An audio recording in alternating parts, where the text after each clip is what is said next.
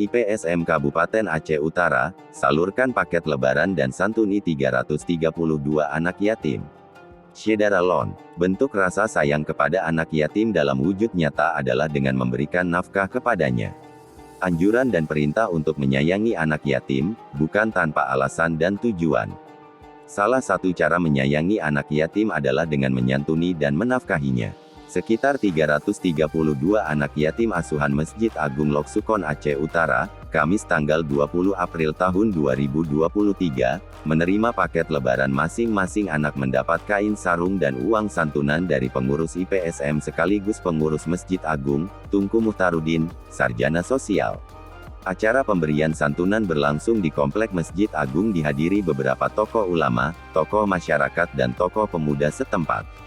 Informasi dari Tunku Muhtarudin, kegiatan ini terlaksana atas kerjasama pihak IPSM dan para donatur peduli dengan anak yatim. Bupati, Baitulmal Aceh Utara ikut mendonasi dalam kegiatan pemberian santunan dan paket lebaran hari ini.